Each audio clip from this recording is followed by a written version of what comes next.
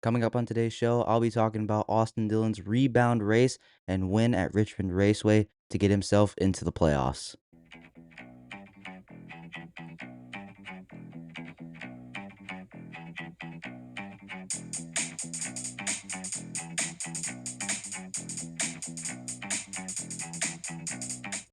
How's it going, everybody? Welcome back to Talking NASCAR.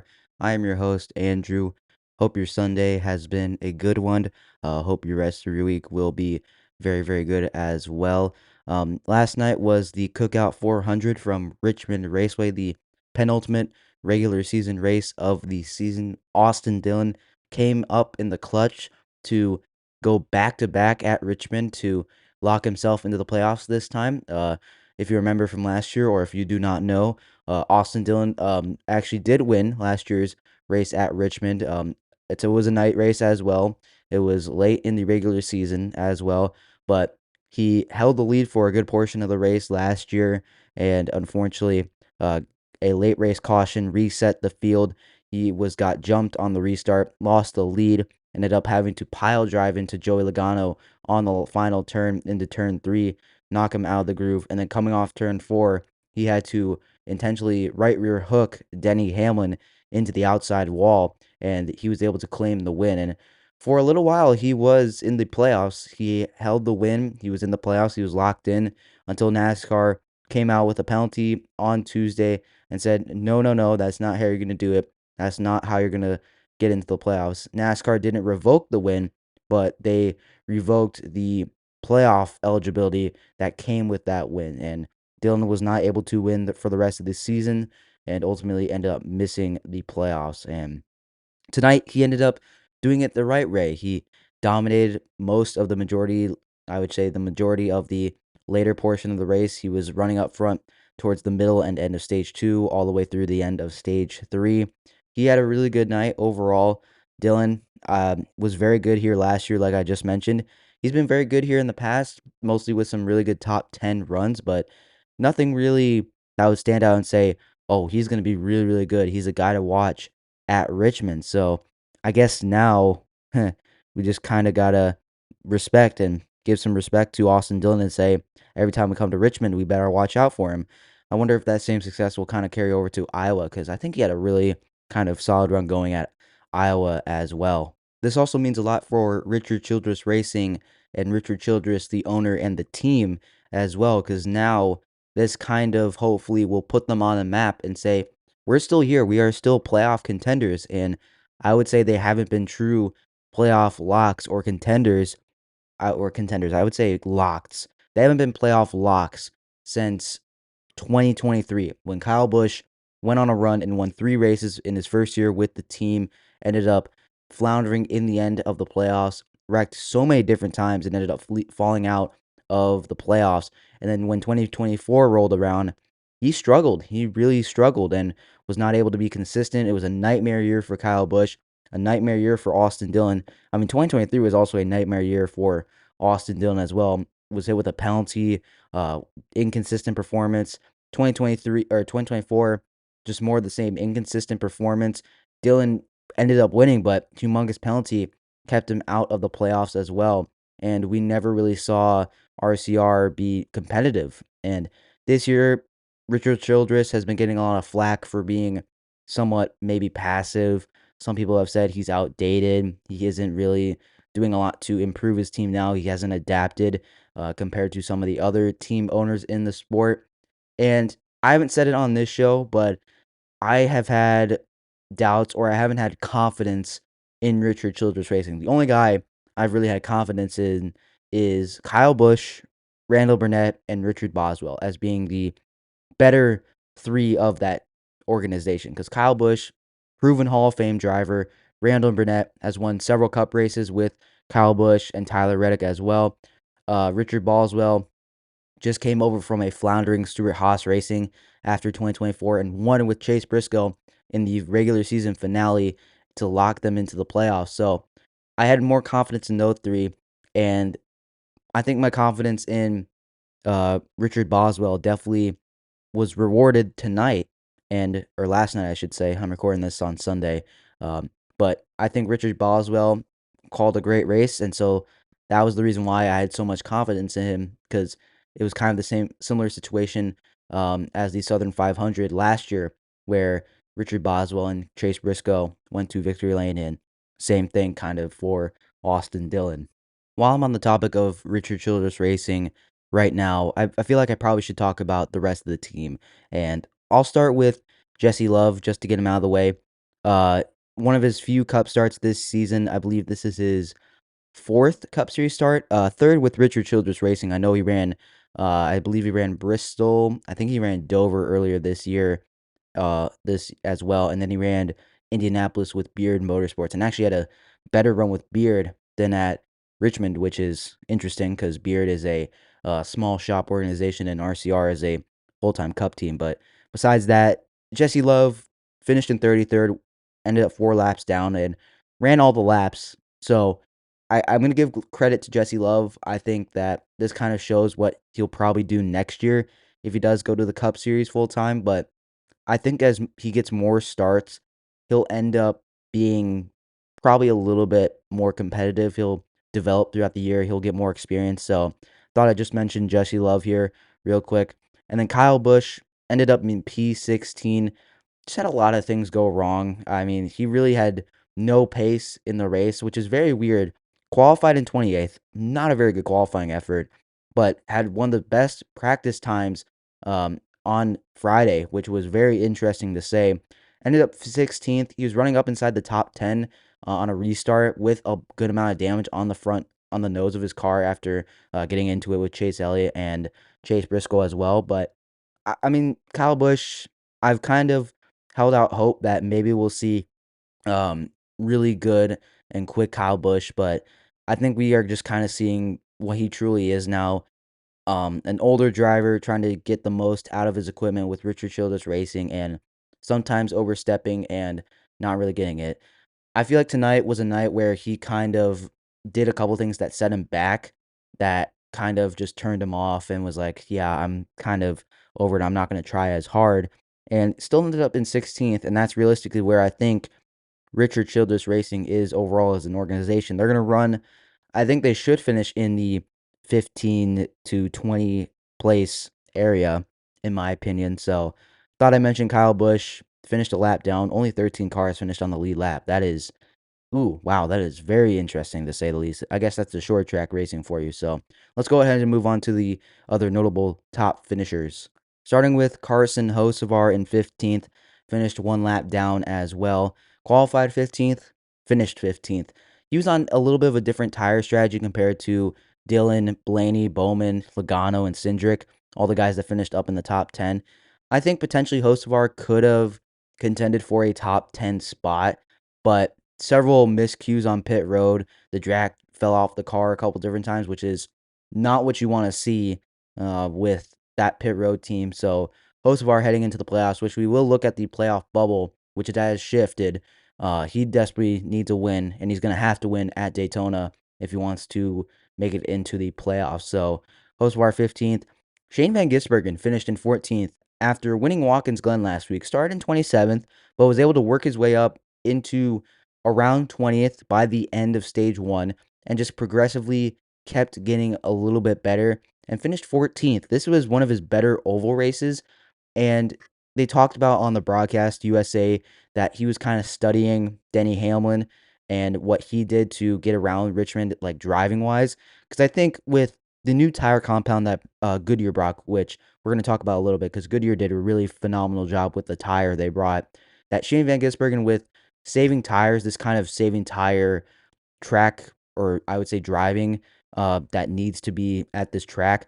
I think this is one of the better tracks for him. A track that you need to conserve tires, be able to strategically run and use throttle. This is one of the tracks and places that Shane Van Gisbergen will shine. So I think we saw that tonight, or last night, I should say. I keep thinking it was tonight, like the race happened like a couple hours ago. In theory, it did, but it was almost like, actually, it was a full 24 hours when I'm recording this. So Shane Van Gisbergen, really good finish. They talked about how he will need to advance and what he'll need to do to advance through the playoffs. And with races like this, I'm pretty confident that Shane Van Gisbergen can do that. I have seen him kind of struggle now at like the flat ovals, the shorter flat ovals, but on tracks like Iowa and Richmond now, he's been a little bit better. So maybe shorter tracks, maybe his might be his next step and possibility for a win, maybe in the future. I don't think he's going to win this year. It would take a crazy amount of luck for him to win. But Shane Van Gisbergen 14th, Chase Briscoe in 13th. Kind of quiet all day. Never was a really big factor. Qualified 19th, finished 13th. Solid day for Chase Briscoe. Was definitely not the quickest car in the Gibbs camp. I definitely think Ty Gibbs had a little bit more speed, who ended up down in P18. Gibbs, when he got track position, he looked really speedy. I don't think he could really hold that track position because I think he was running really, really hard. He just could not really save his tires. And even with Ty Gibbs having some brake issues, the car was apparently blowing up as well towards the end. He was still able to finish 18th. So I thought I mentioned Ty Gibbs there. William Byron in 12th was running up inside the top 10 for a good portion of the race. He got some stage points as well in stage 2, but he was kind of running up front a little bit in stage 3, but ended up fading a little bit down to 12th. Zane Smith as well in 11th, kind of just grinded out a really good finish. Again, wasn't a really big factor, but ended up having a really good result. This is kind of what Zane Smith has been looking for. He's had really good races. He's run really good races, but nothing to show for it. Just gets wrecked out a lot. So good result for Zane Smith. Denny Hamlin ends up in 10th after starting in 4th. Just bad luck for Denny Hamlin, bad execution on pit road. The pit crew kind of fumbled a little bit 2 different times. He had a speeding penalty, he had to go to the back along with Chase Elliott and Kyle Busch as well, and was able to finish in 10th, but I think just the little things that team did wrong really set them behind, and it ultimately cost them a really phenomenal finish, I would say. Brad Keselowski in 9th after starting in 6th. Kind of faded a little bit early. Ended up finishing in 9th as well. Got some stage points in stage 1. Faded again in stage 2, but was still able to get a pretty solid result in 9th. He will have to win his way in as well. How about Josh Berry in 8th? Really good race, especially at the end of the race. Got some stage points in stage 1. Got 2 after finishing in 9th in stage 1. Didn't get any in stage 2, but finished 8th. Pretty good result for Josh Berry. He's locked in with a win. Daniel Suarez, back-to-back top 10s. Last week at Watkins Glen on a road course, and now this week at Richmond. And this is back-to-back years where Daniel Suarez has done pretty good at Richmond. I remember last year he was pretty speedy with that option tire. Goodyear brought back that same tire for the right side tire, and then had a softer tire compound on the left side, I believe. So Daniel Suarez, 7th after starting in 21st. Finished 2nd in stage 2. Got some stage points in stage 1. He will need to win as well, but I think this is really good auditioning for a potential ride in the Cup Series next year. So good run for Suarez. Man, Kyle Larson, how about this? Started in 30th and was able to move up to 6th and finish the race there. How about that? Finished in 10th in stage 2, nowhere to be found in stage 1, but he just continued to grind out that finish. So this is a good finish. Again, didn't lead very many laps. He led a couple, but wasn't very many. So good result for Kyle Larson there. Top 5 now, it's just a bulk of Penske. It's actually the whole Penske team besides Josh Berry. 5th, Austin Cindric. 4th, Joey Logano. And 3rd, Ryan Blaney. How about that? Blaney was breathing down the neck of Suarez and Wallace in stage 2. Got some stage points in stage 1. Logano started all the way in the back, last place after crashing in practice with the right front tire blowing out, and finished 4th. Had a couple mistakes on pit road on strategy, but Logano was still able to make a really good day after a really rough start. Blaney qualified in 20th, which Richmond is not a track where he's very good at, and Blaney was still able to get his first top 5 at Richmond, which is wild to say that Blaney hasn't done well here in the past. And Cindric kind of charged late at the end, did get some stage points in stage 2. I don't think he got any stage points in stage 1. Excuse me, I am completely off. Cindric got 5th in stage 1. So Cindric started in 13th, was kind of hovering around there. I did not think that Cindric is actually going to move up as far as he did, but 5th place for Cindric is really, really good. Then you have Bowman in second after starting in ninth, and then Dillon in first. Bowman only finished about 2.4 seconds behind Dillon, and I saw something on pit road, his pit road interview with Marty Snyder, that he talked about and kind of referred to how he got held up and kind of things didn't go his way, didn't get a lot of help. He did kind of scream on the radio about the 33 of Jesse Love kind of holding him up. And some other people said online that Love got a message from RC, the boss, saying that, hey, you got a teammate leading right now. We don't want to caution, just kind of slow it down. Because I think Jesse Love had newer tires than Alex Bowman and was able to drive around him, but kind of backed it up and kind of woed it up a little bit so he wouldn't spin out and cause a caution. So thought I mentioned that. Uh, Kind of what you don't want to see from Bowman. I feel like that's not really the place that you gotta bring it up. I feel like you could do that more discreetly. Like you could talk about it in an interview, like on a podcast, or like just maybe like go up to Jesse Love, or probably go up to Jesse Love himself and like say, "Hey, I didn't like how you kind of backed it up," and we didn't really get that from Bowman. I don't think he even talked to Love. I don't think they've even addressed each other online or in person. So definitely would like to see in the future maybe Bowman avoid just kind of making light of that in a way like that. So that's just my opinion. But those are the top finishers, top 15 for right now. Thought I mentioned a couple others. Mike McDowell started in 10th and just fell like a rock in stage one and ended up way outside the top 20, I believe. Finished 17th, but two kind of disappointing finishes for Michael McDowell, to be honest. Watkins Glen last week was supposed to be a contender for the race win, ended up not really being a contender. And then this week started 10th and ended up in 17th. That is not very good for Michael McDowell. He's going to need to win as well. Christopher Bell as well ended up in 21st. I think had really good speed as well. Probably potentially a top 10, probably top 15 result. I would probably see him around the 9th or 10th position, but suffered a commitment line violation coming on the pit road as well. Got sent back there and couldn't really rebound from that. Finished in 21st. Same with AJ Allmendinger. Received a speeding penalty early in stage one. Got sent to the back and really couldn't bring it back from there. Finishes in 22nd after starting third. I thought Allmendinger would be a guy that would contend for a top 15 finish, but if you got sent to the back, it was going to be tough for you to move through. Other guys, Bubba Wallace in 28th. Won stage two, finished second in stage one behind his teammate of Tyler Reddick, who we'll get to in a second. Um, both these cars, I probably should talk about them both right now. Both the 2311 racing cars of Reddick and Wallace came to play. They won stage one, won stage two. Reddick unfortunately got wrecked by Ty Gibbs getting shipped by Daniel Suarez. Ended up in 34th, 4 laps down after starting on the front row. So that was tough for Reddick. And then Wallace, pit crew mistake on the final stop of the day.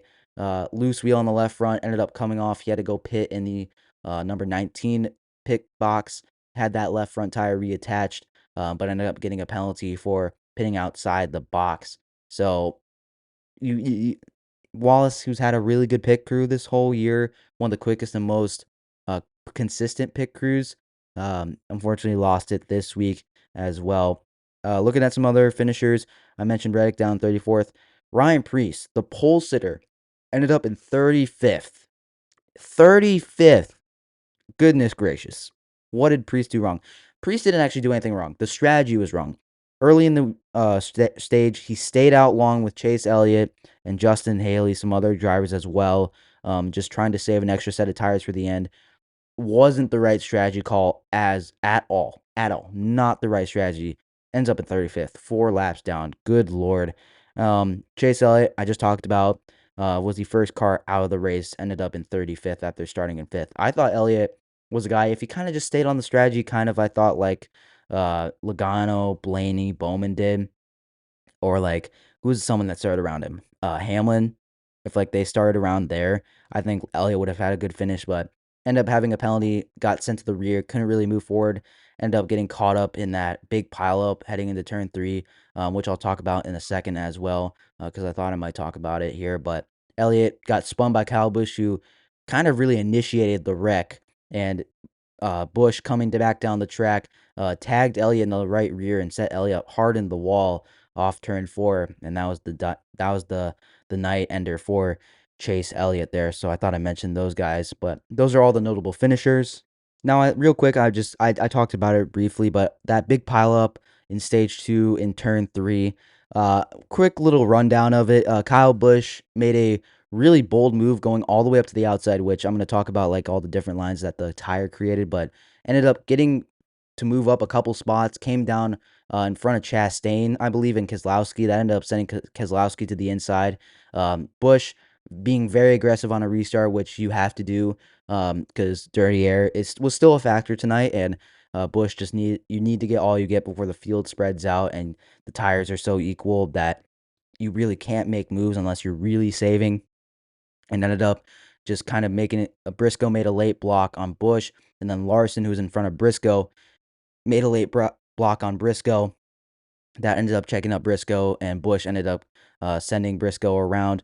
Big pileup that involved several cars, and I really can't say this was anyone's fault. This was not intentional by any means. It's just a racing incident. Like, there's nothing you can do. It's just really stacked up. It's a short track. There's nowhere to go really. And Kyle Busch just being aggressive. That's the end result. He ended up spinning out Briscoe, who came back to get a good finish. I don't know how I forgot that Briscoe got spun, but ended up moving up a couple spots. Some other guys: Larson, Haley, Chastain, Elliott, Gilliland, Byron, Custer, Hamlin, all got involved. I think Ty Dillon was as well. It was a big pile up, and Elliott was just an innocent bystander. He got through it, like the initial spin, but then Kyle Busch just kind of came down the track all like, oh, whoop-de-doo. I kind of spun out a guy and then tagged Elliott in the rear, which, again, I don't think is intentional, and I don't think this spin by Busch, Briscoe spin by Busch was intentional either, but wasn't really a good look for Kyle Busch, and that's kind of when I thought to myself that Kyle Busch may have just kind of given up on that night, ended up in 16th with that damage. So thought I'd mention that incident real quick. Very weird incident. Just nowhere to go, tight corners, short track, limited space. Uh, Guys being aggressive, running all over each other. Just thought I'd mention that real quick. All right, with that done, I'm going to talk about the new tire and the race overall from Goodyear and the tire they provided. I'll try to be brief here because I feel like I've lauded it enough, but I thought Goodyear and NASCAR, because I believe they take some credit as well, did a really good job. Goodyear came with a really good tire. Again, it was the option tire used at Richmond last year. It was the same tire that I used at Martinsville late last year in November, and that tire worked really, really good. When tires were equal, they fell off really, really quickly.